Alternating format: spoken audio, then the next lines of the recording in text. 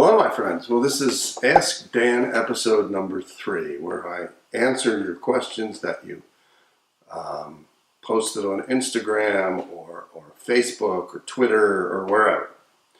Some people actually even texted me, that I know. But I have a question for you.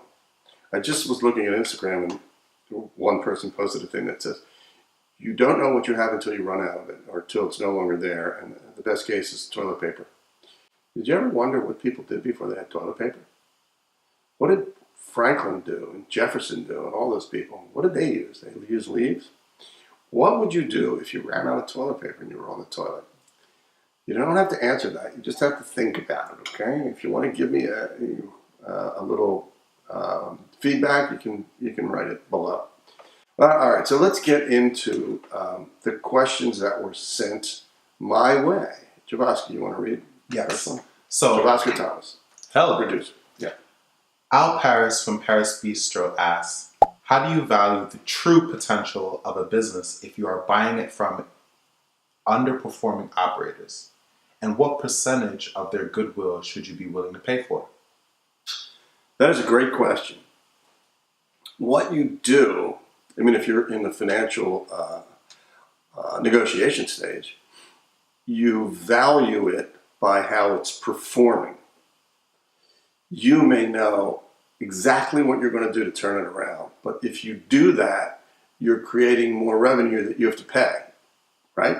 So if you're buying a business that is underperforming, you go by what their revenues are and their EBIT is, their bottom, triple bottom line, so forth and so on. And that's how you do it. Now, there is the factor of goodwill. How much is goodwill worth? And goodwill, not the used clothing company, but the term goodwill means, like, what's that name worth? That's why there is a Westinghouse now. And it's not the same Westinghouse, but somebody bought that name. I think it's the same way with American Airlines.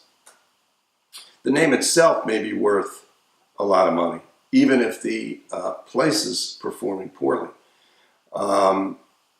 McDonald's is a great example. There are some McDonald's that I guess aren't performing that well, but the fact that it's McDonald's and you know what to do to make it perform better, there's a certain value to that name. And you have to formulate what that means. Normally, I would say that you want to keep close to the vest what you want to do to increase the business's revenues. Just go by, I'm repeating myself, go by what the revenues are now, because you're going to pay on what the revenues are now, not what future revenues are. And somebody may say it's goodwill, and you can argue back and forth and say, well, there may be goodwill, but because it's underperforming, the goodwill has been eroded. So I'm not going to pay for that goodwill or at least what you're asking for, because I believe it's been eroded. And that's the way I would negotiate it. Okay. I hope I answered your question now. All right. So the next question is, when's the best time to start a business? That's a great question, and it's very broad. It depends where your business is. If you're starting a business of swimwear, swim shorts, bikinis, flip-flops, all that other stuff, surfboards and stuff, you're not going to start it in Philly in the fall. You may start it in the spring. You may start it in the late winter, because Philadelphia is only an hour from the shore, from the beach. But you want to start it when it's most appropriate, and therefore you want your advertising, marketing dollars to get the highest and best return.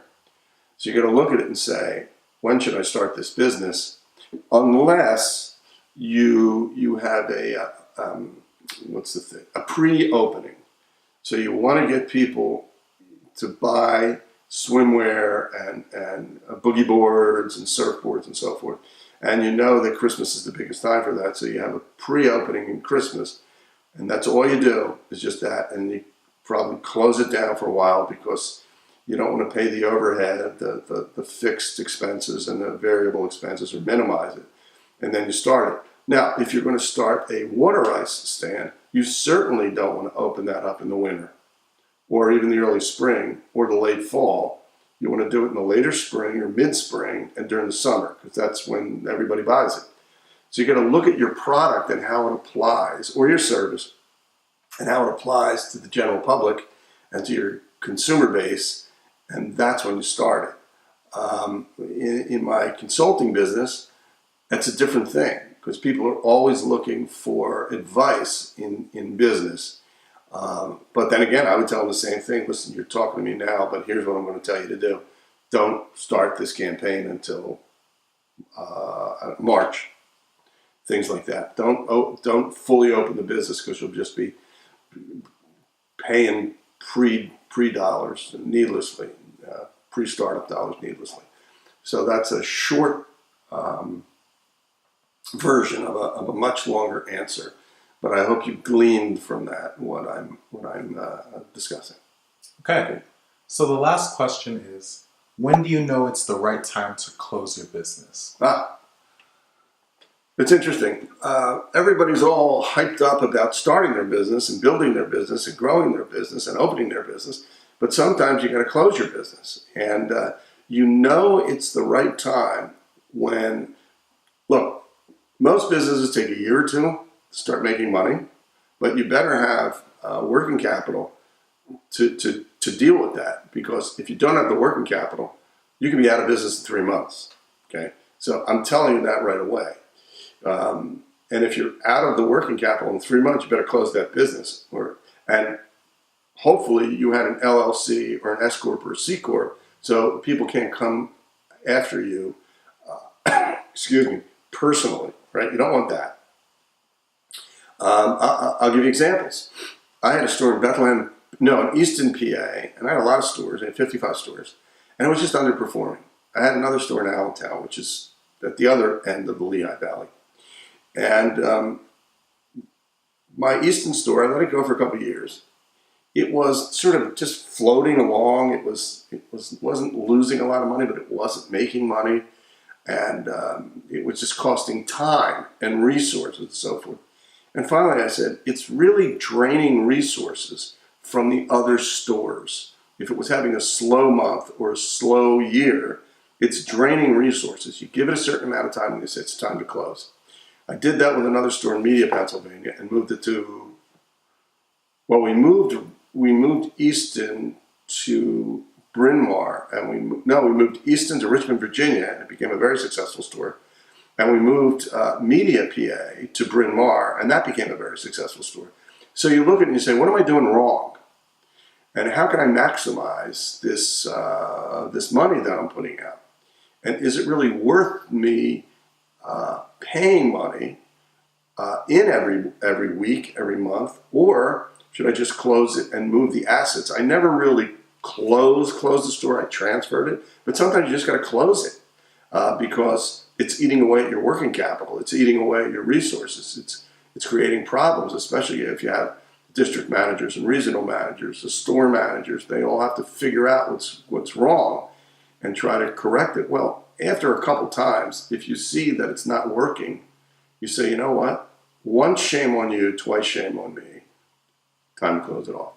So that's my answer. If you have comments or questions about any of the things we talked about, please post them below. Looking forward to your questions, your comments, and we'll do another Ask Dan, and it should be in the near future. Okay, take care. Thanks. Bye.